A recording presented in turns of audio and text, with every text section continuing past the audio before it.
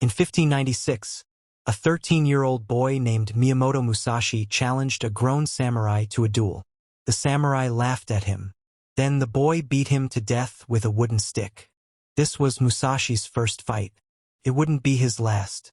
Over the next 16 years, Miyamoto Musashi would fight more than 60 duels. He fought samurai, ronin, soldiers, and masters. He fought with swords, with staffs, and with whatever he could find.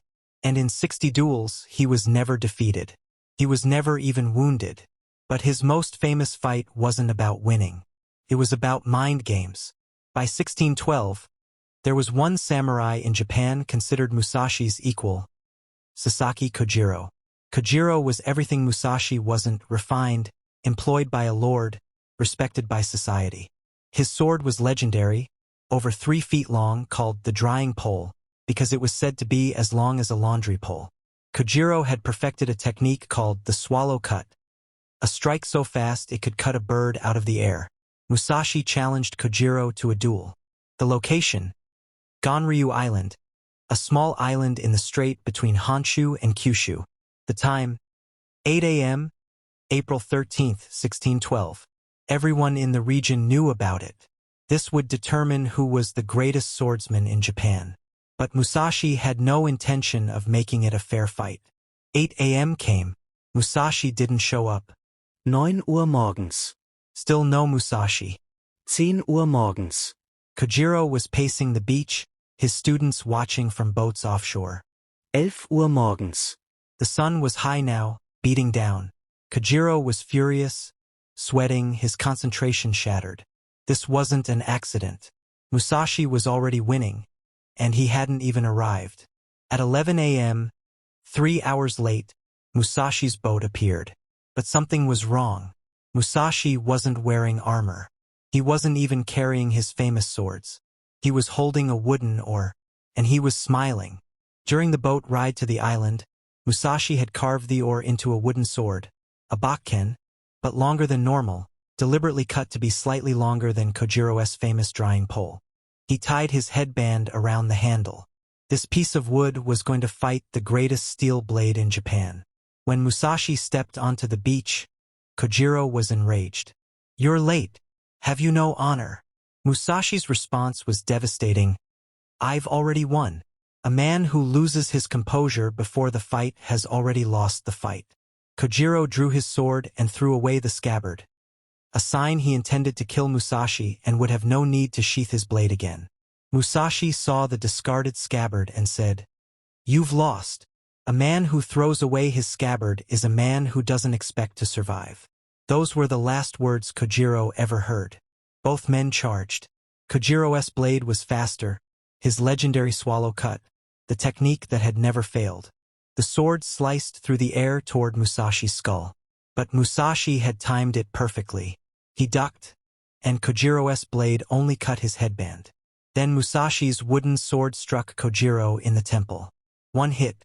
The sound echoed across the water. Kojiro collapsed to the sand.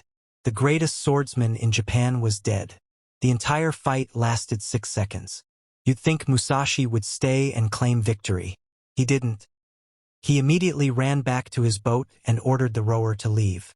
Fast. Because Kojiro's students were already rowing toward the island, and they wanted revenge.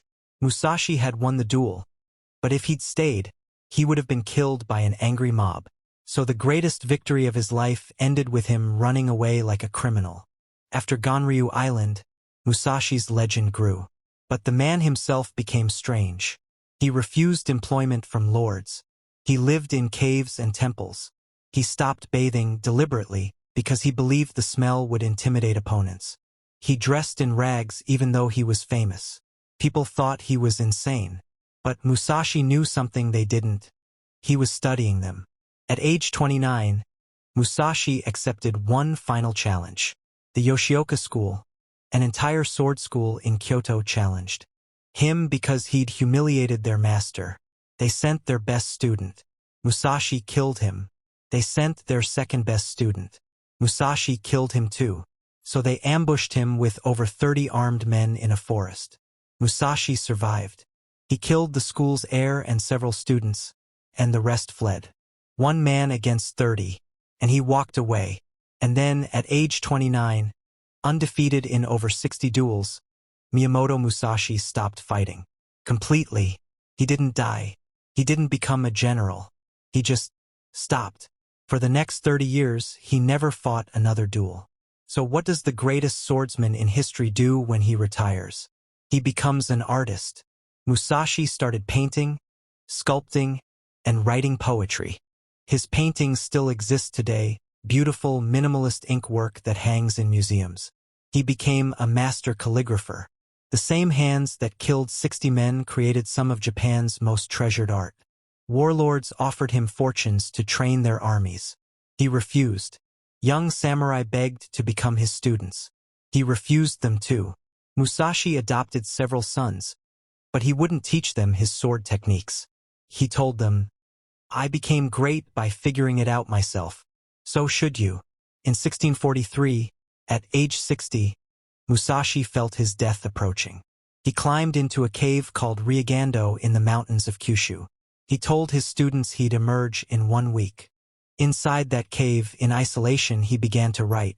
What Musashi wrote in that cave became the Book of 5 Rings. Go-Rin no-Sho. It wasn't just about swordsmanship. It was about strategy, perception, timing, and adaptation. He wrote about the way of strategy that applied to combat, art, business, and life. Every principle came from his 60 duels, his decades of observation, his transformation from killer to artist. Here's what makes this story insane. The Book of 5 Rings is still a bestseller today, 380 years after Musashi wrote it. CEOs study it. Military strategists study it. Athletes study it. The samurai who lived in caves and carved swords from boat oars wrote a business strategy guide that beats most modern business books. His principles: perceive what cannot be seen, understand timing, adapt to any situation, become skilled in all arts. On June 13, 1645, exactly 1 week after entering the cave, Miyamoto Musashi died. He died sitting in meditation, in the posture called zazen. He died with his brush still in his hand, having just completed the Book of 5 Rings. He didn't die in battle. He didn't die sick in bed. He died exactly how he wanted to die, in complete control, having finished his masterpiece. Musashi's body was buried in armor, standing upright, facing toward the castle he'd once served. Even in death, he stood ready. His school of swordsmanship, Nitten Ichiryu, the school of 2 swords, still exists today. His techniques are still taught. His paintings hang in museums. His book sits on shelves worldwide. Think about this. Musashi spent 16 years perfecting the art of killing. Then he spent 30 years proving that wasn't what made him great. The duels made him famous. The art and philosophy made him immortal.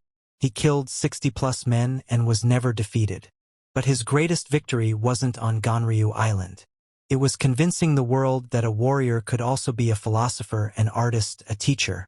In the Book of 5 Rings, Musashi wrote, "There is nothing outside of yourself that can ever enable you to get better, stronger, richer, quicker, or smarter. Everything is within. Everything exists. Seek nothing outside of yourself." This from a man who carved a sword from a boat oar and killed the greatest swordsman in Japan with it. Today, Ganryu Island is a tourist destination. There's a statue of Musashi and Kojiro, frozen in their legendary duel. Japanese children visit on school trips. But here's what most don't know. The island was renamed after the duel. It used to be called Funashima, Boat Island. After Kojiro died, they renamed it Ganryu Island after his sword school, as a memorial. Musashi won the fight, but they named the island after the man he killed. Even in victory, Musashi was an outsider. Miyamoto Musashi should have died dozens of times. 13, fighting a grown man. At 17, facing armies at Sekigahara. At 29, ambushed by 30 warriors. In any of his 60 duels. But he didn't. Not because he was lucky. Because he understood something other samurai didn't. The greatest victory isn't killing your opponent. It's never being in a position where you can be killed. Show up late. Use psychology. Carve your weapon from whatever's available. Strike once, decisively, then disappear before anyone can retaliate. That's how a 13-year-old farm boy became the greatest swordsman in Japanese history. That's how a homeless wanderer became a business guru 400 years after his death. That's how a killer became an artist, and how a warrior achieved immortality not through violence, but through wisdom. Miyamoto Musashi, the samurai who refused to die, the man who won every fight, then proved that fighting wasn't the point. The Book of Five Rings is still in print. You can read Musashi's exact words today. If you want more stories about impossible warriors and legendary battles, subscribe. Because history is full of people who refused to follow the rules and changed the world because of it.